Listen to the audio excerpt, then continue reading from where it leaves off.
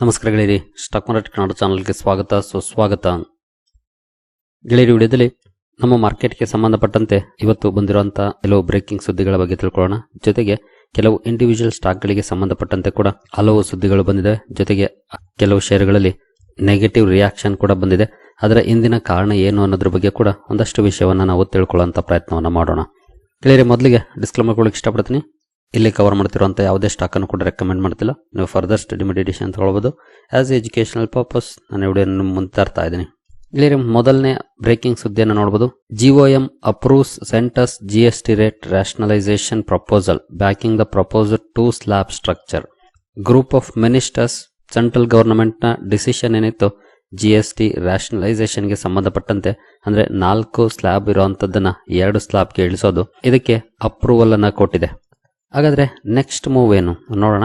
ನೋಡಬಹುದು, GoM has accepted the proposal to scrap the existing 12% and 28% tax rates and move towards a dual structure of 5% and 18%. ಇದೆಲ್ಲವೂ ಕೂಡ ನಮಗೆ ಗೊತ್ತಿರುವಂತದ್ದೇ. ಆದ್ರೆ ಮುಂದುವರೆದು ಏನೆಲ್ಲ ಇರುತ್ತೆ ಅಂತ ನೋಡೋದಾದ್ರೆ, the centre's proposal will now be placed before the GST council during its next meeting. ಈ ಪ್ರಪೋಸಲ್ ಮುಂದಿನ GST ಕೌನ್ಸಿಲ್ ಮೀಟಿಂಗ್ ಅಲ್ಲಿ ಚರ್ಚೆಗೆ ಬರುತ್ತೆ. ಅಲ್ಲಿ ಸಾಕಷ್ಟು ಚರ್ಚೆಗಳಾಗುತ್ತೆ. ಹಾಗೆ ಯಾವಾಗ ಅಂತ ನೋಡಿದರೆ ಇನ್ ಸೆಪ್ಟೆಂಬರ್ ನೋಡಬಹುದು. ಸೆಪ್ಟೆಂಬರ್ ಅಲ್ಲಿ ನೆಕ್ಸ್ಟ್ GST ಕೌನ್ಸಿಲ್ ಮೀಟಿಂಗ್ ಇದೆ. ಅದರಲ್ಲಿ ಡಿಸ್ಕಷನ್ಸ್ ಆಗುತ್ತೆ. ಅದರಲ್ಲಿ ಎಲ್ಲ ರಾಜ್ಯಗಳ ಮೆಂಬರ್ಸ್ ಕೂಡ ಇರ್ತಾರೆ. ಹಾಗೆ ಸೆಂಟ್ರಲ್ ಗವರ್ನಮೆಂಟ್ ನ ಮಿನಿಸ್ಟರ್ಸ್ ಕೂಡ ಇರ್ತಾರೆ. ಅವರೆಲ್ಲರೂ ಕೂಡ ಚರ್ಚೆಯನ್ನ ಮಾಡ್ತಾರೆ, ಏನೆಲ್ಲ ಬದಲಾವಣೆಗಳನ್ನ ಮಾಡಬಹುದು ಅಂತ. ಹಾಗೆ ಅದರಿಂದ ಆಗುವಂತ ನಷ್ಟ ಏನಾದ್ರೂ ಇದೆಯಾ, ಉಪಯೋಗ ಏನಾದ್ರೂ ಇದೆಯಾ, ಎಲ್ಲವೂ ಕೂಡ ಚರ್ಚೆಗೆ ಬರುತ್ತೆ. ನಂತರ ಡಿಸಿಷನ್ ತಗೊಳ್ತಾರೆ. ಹಾಗೆ ಇಲ್ಲಿ ಇಂಪಾರ್ಟೆಂಟ್ ಆಗಿ ನೋಡ್ಬೇಕಾಗಿರೋದೇನಂದ್ರೆ, ಈ GST ರ್ಯಾಷನಲೈಸೇಷನ್ ಇಂದ ಖಂಡಿತ ಸಾಕಷ್ಟು ಪಾಸಿಟಿವ್ಸ್ ನೋಡ್ಲಿಕ್ಕೆ ಸಿಗುತ್ತೆ ನಮ್ಮ ಎಕಾನಮಿಗೂ ಕೂಡ.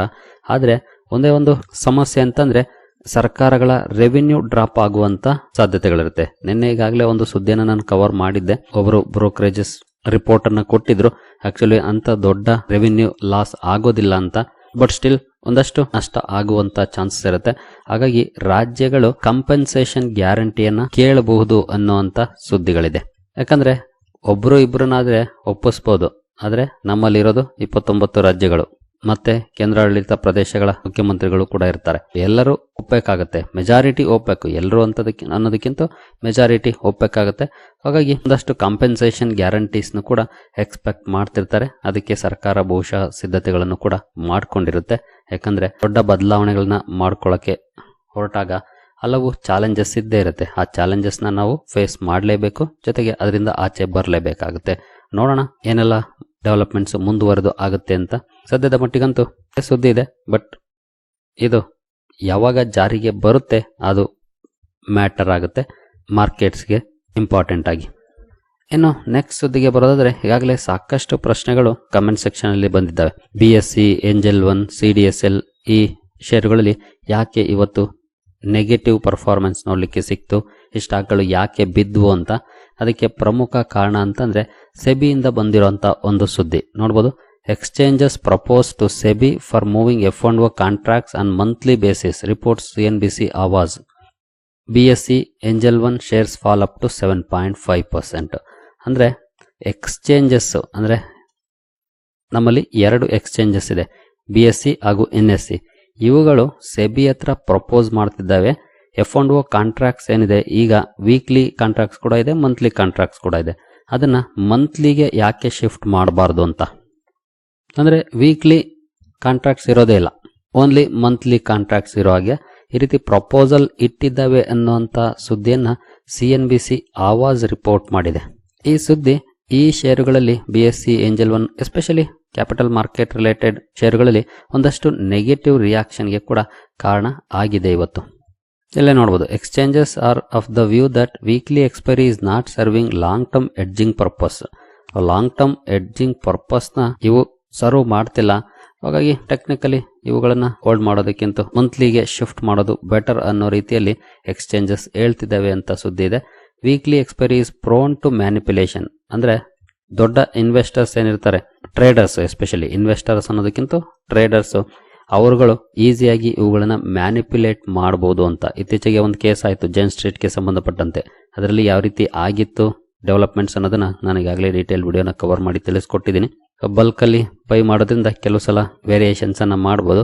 ಇದು ರಿಟೇಲ್ ಇನ್ವೆಸ್ಟರ್ಸ್ಗಳಿಗೆ ಲಾಸ್ ಮಾಡುತ್ತೆ ಅನ್ನುವಂಥ ಒಪಿನಿಯನ್ಸನ್ನು ಎಕ್ಸ್ಚೇಂಜಸ್ ಕೊಡ್ತಿದ್ದಾವೆ ಅನ್ನುವಂಥ ಮಾಹಿತಿಯನ್ನು CNBC ಆವಾಜ್ ರಿಪೋರ್ಟ್ ಮಾಡಿದೆ. ಈ ಸುದ್ದಿ ಬಂದ ನಂತರ BSE ಹಾಗೂ ಏಂಜಲ್ ಒನ್ ಅಷ್ಟೇ ಅಲ್ಲ, ನೋಡ್ಬೋದು capital market stocks like MCX, Motilal Oswal ಈ ಶೇರುಗಳು ಕೂಡ ಇವತ್ತು ಒಂದಷ್ಟು ನೆಗೆಟಿವ್ ಪರ್ಫಾರ್ಮೆನ್ಸ್ ಅನ್ನ ಕಂಡಿದ್ದಾವೆ. ಹಾಗೆ ತುಹಿನ್ ಕಾಂತ್ ಪಾಂಡೆ ಅಂದ್ರೆ ಸೆಬಿ ಚೇರ್ಮನ್ ಇವ್ರ ಕಡೆಯಿಂದ ಕೂಡ ಒಂದು ಸುದ್ದಿ ಬಂದಿದೆ. ನೋಡ್ಬೋದು, need to increase tenure of equity derivatives in consultation with stake holders.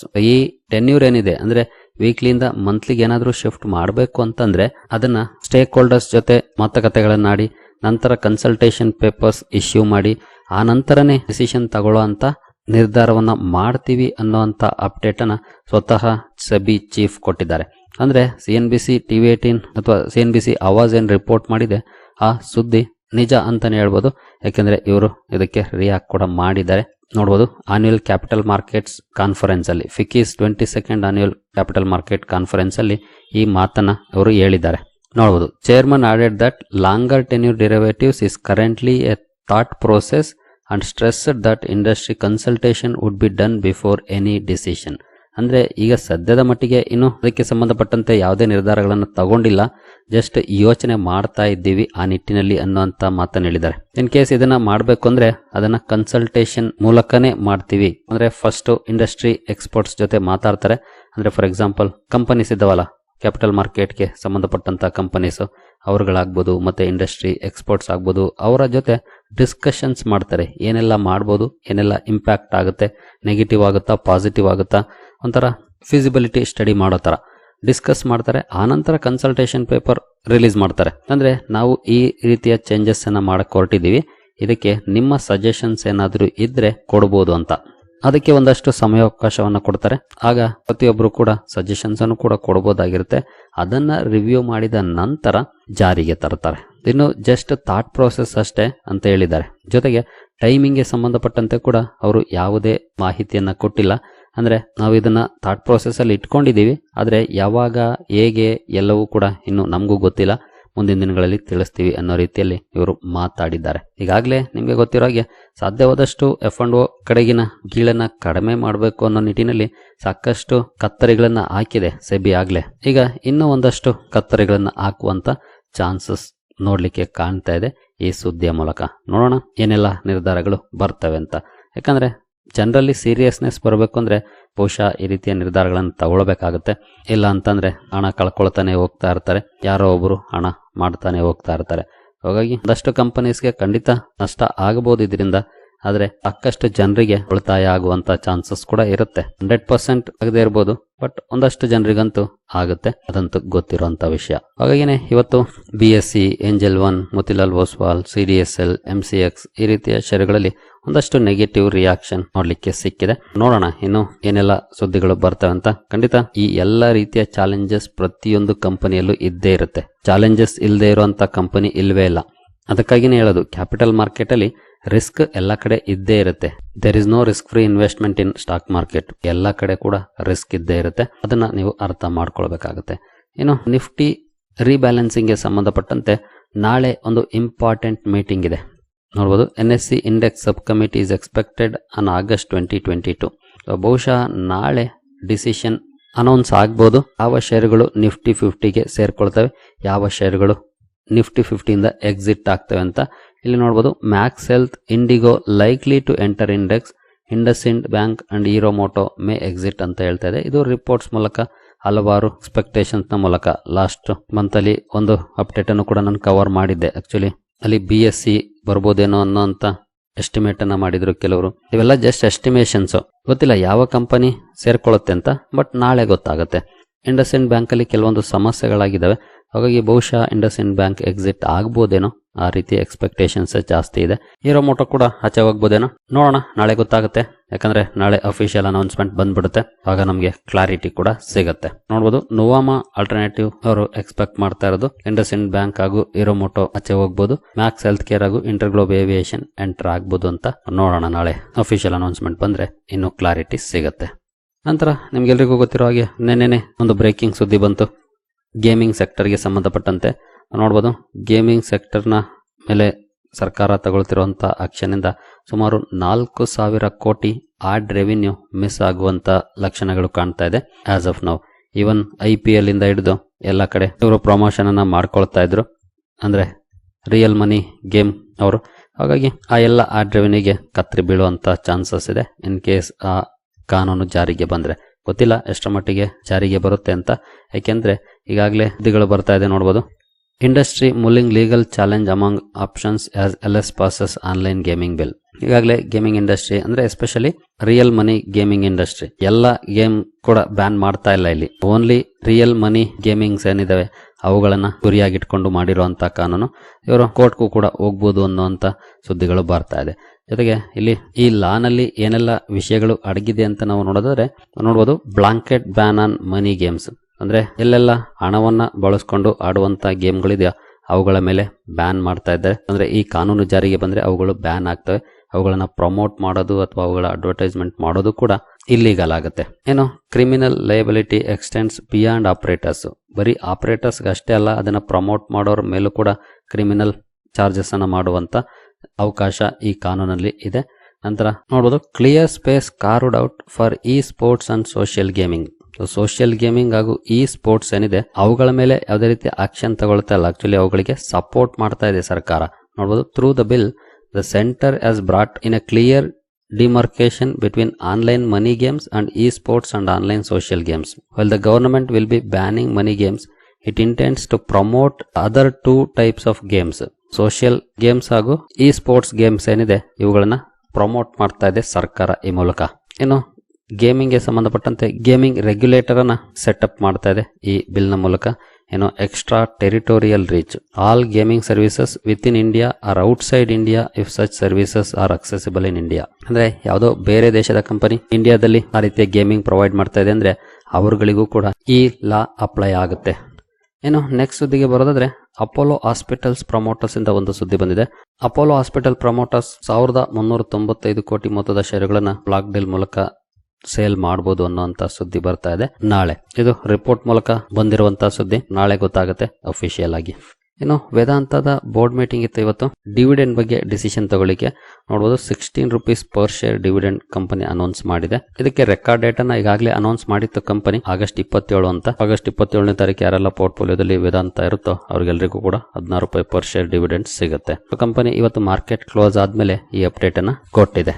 ಇನ್ನು ಮೊಜಗಾವ್ ಡಾಕ್ ಶಿಪ್ ಬಿಲ್ಡರ್ಸ್ ಬಗ್ಗೆ ಹಲವು ಪ್ರಶ್ನೆಗಳು ಬರ್ತಿದ್ದಾವೆ ಕಮೆಂಟ್ ಸೆಕ್ಷನ್ ಅಲ್ಲಿ. ಯಾಕೆ ಡೌನ್ ಆಗ್ತಿದೆ ಅಂತ ನಿಮ್ಗೆಲ್ರಿಗೂ ಗೊತ್ತಿರೋ ಹಾಗೆ ನಾನು ಸಾಕಷ್ಟು ಸಲ ಹೇಳ್ತಾ ಇರ್ತೀನಿ, ಪ್ರತಿದಿನ ಸ್ಟಾಕ್ ಅಪ್ ಆಗೋದಿಲ್ಲ. ಜೊತೆಗೆ ಡಿಫೆನ್ಸ್ ಶೇರ್ಗಳಲ್ಲಿ ಒಂದಷ್ಟು ನೆಗೆಟಿವ್ ಪರ್ಫಾರ್ಮೆನ್ಸ್ ಇದೆ ಲಾಸ್ಟ್ 10-15 ಡೇಸ್ ಇಂದ ಕೂಡ. ಜೊತೆಗೆ ಸ್ಟಾಕ್ ಬೀಳಲಿಕ್ಕೆ ಕಾರಣ ಇರಲೇಬೇಕು ಅಂತಾನೂ ಕೂಡ ಏನಿಲ್ಲ. ಜಾಸ್ತಿ ಸೆಲ್ಲರ್ಸ್ ಇದ್ರೆ ಸ್ಟಾಕ್ ಬೀಳುತ್ತೆ, ಜಾಸ್ತಿ ಬಯರ್ಸ್ ಇದ್ರೆ ಸ್ಟಾಕ್ ಅಪ್ ಆಗುತ್ತೆ ಇಷ್ಟೇ. ಕೆಲವು ಸಲ ನ್ಯೂಸ್ ಇರುತ್ತೆ, ಕೆಲವು ಸಲ ನ್ಯೂಸ್ ಇರೋದಿಲ್ಲ. ಆದ್ರೂ ನಾರ್ಮಲ್ ಆಗಿ ಪರ್ಫಾರ್ಮೆನ್ಸ್ ಕಂಡು ಬರ್ತಾ ಇರುತ್ತೆ. ಜೊತೆಗೆ ಈ ಸ್ಟಾಕ್ ಇವತ್ತೇ ಅಂತಲ್ಲ, ಈ ಹಿಂದೆ ಕೂಡ ಇದೇ ರೀತಿ ಪರ್ಫಾರ್ಮೆನ್ಸ್ ಅನ್ನ ಮಾಡಿದೆ. ನಾವು ಇನ್ ಕೇಸ್ 6 ಮಂತ್ಸ್ ಪರ್ಫಾರ್ಮೆನ್ಸ್ ಅನ್ನ ಓಪನ್ ಮಾಡಿದ್ರೆ ನೋಡಬಹುದು 6 ಮಂತ್ಸ್ ಅಲ್ಲಿ ಹೈಯಿಂದ ಚೆನ್ನಾಗಿ ಕರೆಕ್ಷನ್ ಆಗಿದೆ, ಮೋರ್ ದನ್ 25% ಅಥವಾ 26%. ಹಾಗೆ ಇನ್ ಕೇಸ್ 1 ಇಯರ್ ಪರ್ಫಾರ್ಮೆನ್ಸ್ ಅನ್ನ ಓಪನ್ ಮಾಡಿದ್ರೆ ನೀವು ಇಲ್ಲೂ ನೋಡಬಹುದು, ಇಲ್ಲೂ ಕೂಡ ಸ್ಟಾಕ್ ಬಿದ್ದಿತ್ತು. ಎಷ್ಟು ಪರ್ಸೆಂಟ್ ಬಿದ್ದಿದೆ ನೋಡಬಹುದು, ಮೋರ್ ದನ್ 26% ಅಗೇನ್. ಈಗಲೂ ಮೋರ್ ದನ್ 26% ಬಿದ್ದಿದೆ. ಹಾಗೆ 5 ಇಯರ್ಸ್ ಪರ್ಫಾರ್ಮೆನ್ಸ್ ಅನ್ನು ಓಪನ್ ಮಾಡಿದ್ರೆ ಇಲ್ಲೇ ನೋಡಬಹುದು ಮೋರ್ ದನ್ 30% ಆಗುತ್ತೆ. ಇಲ್ಲಿ ಆಕ್ಚುಲಿ ಕ್ಯಾಲ್ಕುಲೇಟ್ ಮಾಡಿದ್ರೆ 2024 ಜುಲೈಯಿಂದ ನವೆಂಬರ್ 2024 ಕರೆಕ್ಷನ್ಗಳು ಕಾಮನ್ ಆಗಿರುತ್ತೆ ಸ್ಟಾಕ್ ಗಳಲ್ಲಿ. ಅದಕ್ಕೆ ಸ್ಪೆಸಿಫಿಕ್ ರೀಸನ್ ಇರಲೇಬೇಕು ಅಂತ ಏನಿಲ್ಲ. ಕೆಲವು ಸಲ ನ್ಯೂಸ್ ಇರುತ್ತೆ, ಕೆಲವು ಸಲ ಇರಲ್ಲ. ಆಕ್ಚುಲಿ ಇವತ್ತು ಒಂದು ಒಳ್ಳೆ ಸುದ್ದಿನೇ ಬಂದಿದೆ ರಿಪೋರ್ಟ್ಸ್ ಮೂಲಕ. ಸುಮಾರು 60,000 ಕೋಟಿ ಮೊತ್ತದ ಬಜೆಟ್ ಅನ್ನ ಸರ್ಕಾರ ಅಪ್ರೂವ್ ಮಾಡಬಹುದು ಬಿಲ್ಡಿಂಗ್ ಗೆ ಸಂಬಂಧಪಟ್ಟಂತ. ಬಟ್ ಅದು ರಿಪೋರ್ಟ್ಸ್ ಮೂಲಕ ಬಂದಿರುವಂತ ಸುದ್ದಿ, ಅಫಿಷಿಯಲ್ ಅನೌನ್ಸ್ಮೆಂಟ್ ಅಲ್ಲ. ಬಟ್ ಸ್ಟಾಕ್ ಗಳಂತೂ ಡೌನ್ ಅಲ್ಲಿ ಕ್ಲೋಸಿಂಗ್ ಅನ್ನ ಕೊಟ್ಟಿದ್ದಾರೆ. ನೋಡೋಣ, ಒನ್ಸ್ ಅಫಿಷಿಯಲ್ ಅನೌನ್ಸ್ಮೆಂಟ್ ಬಂದ್ರೆ ಬಹುಶಃ ಅದು ಒಂದಷ್ಟು ಪಾಸಿಟಿವ್ ಇಂಪ್ಯಾಕ್ಟ್ ಅನ್ನ ಮಾಡಬಹುದೇನೋ. ಸದ್ಯದ ಮಟ್ಟಿಗಂತೂ ಆಸ್ ಯೂಶುವಲ್ ನಾರ್ಮಲ್ ಕರೆಕ್ಷನ್ ಅಷ್ಟೇ. ಅದಕ್ಕೇನು ಸ್ಪೆಷಲ್ ರೀಸನ್ ಖಂಡಿತ ಇಲ್ಲ. ಡಿಫೆನ್ಸ್ ಶೇರುಗಳಲ್ಲಿ ಒಂದಷ್ಟು ನೆಗೆಟಿವ್ ಪರ್ಫಾರ್ಮೆನ್ಸ್ ಇದೆ ಇತ್ತೀಚಿನ ದಿನಗಳಲ್ಲಿ, ಅದೇ ರೀತಿ ನಾರ್ಮಲ್ ಆಗಿ ಕರೆಕ್ಷನ್ ಬಂದಿದೆ ಅಂತಾನೆ ಅಂದ್ಕೊಳ್ಬಹುದು. ಸರಿಗಳಿರಿ, ಈ ಎಲ್ಲ ಅಪ್ಡೇಟ್ಸ್ ನಿಮಗೆ ಇಷ್ಟ ಆಗಿದೆ ಅಂದ್ಕೊಳ್ತೀನಿ. ಮುಂದಿನ ವಿಡಿಯೋದಲ್ಲಿ ಸಿಗೋಣ. ಇಲ್ಲಿವರೆಗೂ ಜೈ ಹಿಂದ್, ಜೈ ಕರ್ನಾಟಕ.